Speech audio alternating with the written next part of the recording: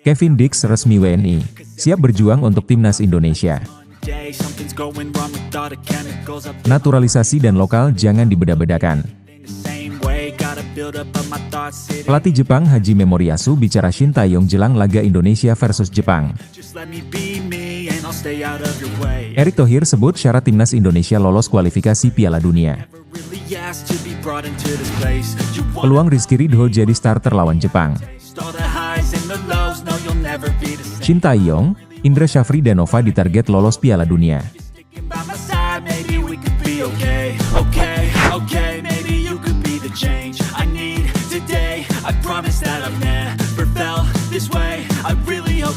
Kevin Dix kini resmi menjadi warga negara Indonesia setelah menjalani sumpah kewarganegaraan di Kedutaan Besar Republik Indonesia di Denmark.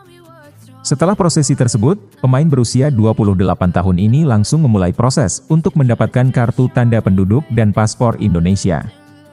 Langkah terakhir yang harus dijalani Kevin adalah proses perpindahan Federasi Sepak Bola dari KNVB ke PSSI agar ia bisa bermain untuk timnas Indonesia. Saat ini Kevin bermain untuk klub FC Copenhagen dan merasa sangat bahagia setelah resmi menjadi WNI. Ia mengungkapkan kebanggaannya karena akhirnya bisa mewujudkan mimpinya untuk bertemu dan bermain di hadapan pendukung timnas Indonesia.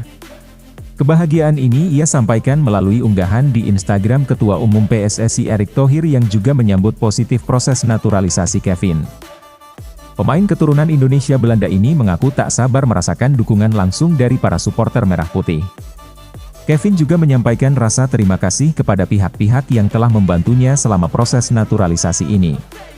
Ia mengapresiasi dukungan dari Presiden Indonesia Prabowo Subianto dan Ketua Umum PSSI Erick Thohir yang memudahkan langkahnya menjadi WNI. Dengan bantuan mereka Kevin kini dapat fokus pada langkah selanjutnya untuk bergabung dengan timnas Indonesia. Selain rasa syukur, Kevin menyatakan komitmennya untuk memberikan yang terbaik bagi timnas Indonesia.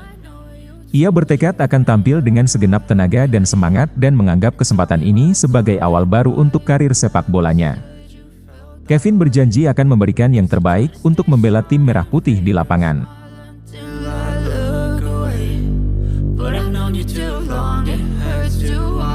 Hey kid, don't ever let them get inside your head.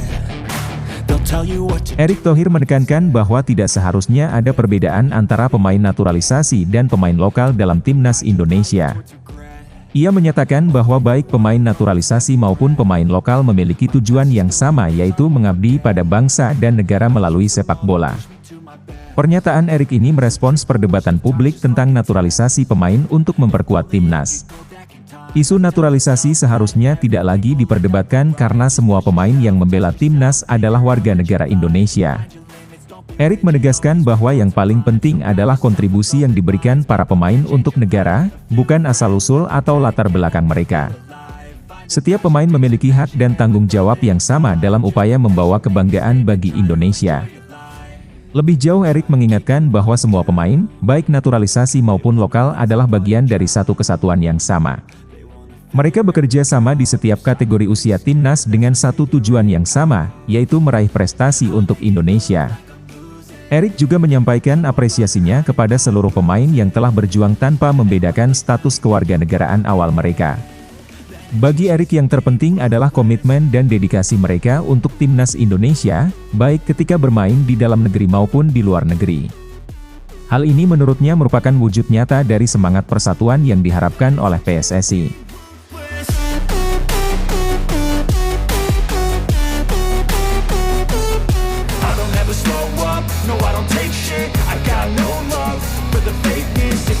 Pelatih timnas Jepang Haji Memoriyasu memberikan pandangannya tentang pelatih timnas Indonesia Shin Tae-yong.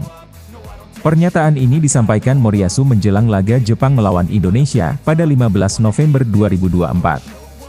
Dalam wawancara dengan Nikkei Sports, ia memuji Shin Tae-yong sebagai pelatih yang hebat dan berpengalaman. Menurut Moriyasu, Shin Tae-yong memiliki banyak pengalaman yang berharga dalam melatih tim. Moriyasu mengingat pertemuannya dengan Shin Tae-yong pada Piala Asia 2023 lalu. Saat itu ia melihat langsung bagaimana Shin Tae-yong memimpin timnas Indonesia.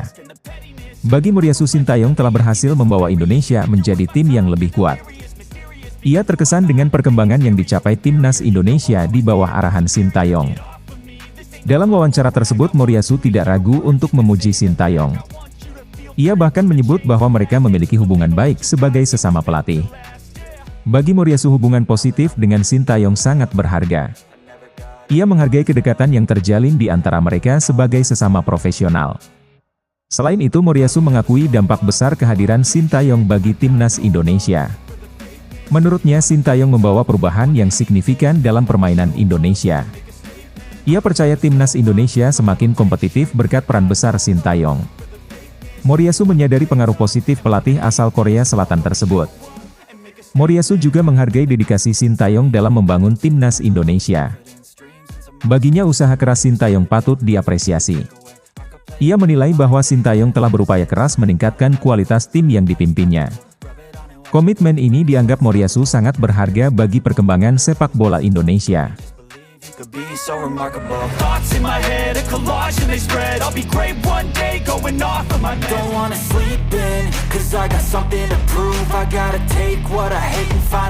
Ketua Umum PSSI Erick Thohir berharap timnas Indonesia bisa meraih poin saat menghadapi Jepang dan Arab Saudi.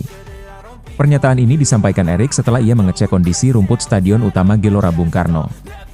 Erick menargetkan minimal 15 poin dari 10 pertandingan di grup C babak ketiga kualifikasi Piala Dunia Zona Asia. Target ini diharapkan menjadi motivasi bagi para pemain untuk menghadapi lawan-lawan berat di grup mereka. Saat ini, timnas Indonesia baru mengoleksi 3 poin dari 4 pertandingan, dengan hasil 3 kali seri dan 1 kekalahan. Oleh karena itu, timnas Indonesia perlu menambah setidaknya 12 poin lagi agar peluang lolos ke Piala Dunia tetap terbuka. Meskipun tantangan besar, Erick percaya skuad Garuda bisa memenuhi target tersebut jika tetap fokus dan konsisten. Keyakinan ini ia sampaikan agar timnas Indonesia terus berjuang hingga laga terakhir. Erick Thohir menilai bahwa mencapai 15 poin akan sangat berharga bagi timnas Indonesia di grup ini. Dengan perolehan 15 poin, Indonesia berpeluang besar untuk mengamankan posisi 4 besar grup C. Posisi 4 besar tersebut akan membawa Indonesia ke babak keempat kualifikasi Piala Dunia 2026 Zona Asia. Meski bukan tugas mudah, Erick menginginkan semua pihak bersatu mendukung timnas untuk mencapai target tersebut. Sebagai langkah konkret, Erick telah memberikan target yang sama kepada semua pelatih di tim nasional Indonesia. Hal ini ia sampaikan dalam berbagai evaluasi dengan pelatih-pelatih seperti Nova Arianto, Indra Syafri, dan Sintayong. Menurutnya target tinggi ini adalah cerminan ambisi besar Indonesia untuk semakin berprestasi di kancah sepak bola internasional. Erick juga menyampaikan bahwa target lolos ke Piala Dunia bukan hanya beban bagi pelatih, tetapi juga motivasi bagi para pemain. Ia ingin setiap tim nasional Indonesia tampil dengan semangat pantang menyerah di setiap laga.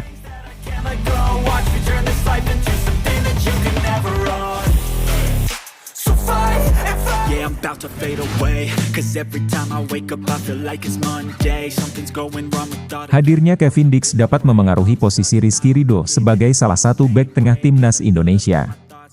Namun jika Indonesia ingin tampil solid, sistem pertahanan harus kokoh agar tak mudah dihancurkan lawan. Jika bermain seperti saat melawan Cina, Indonesia berisiko dipermalukan.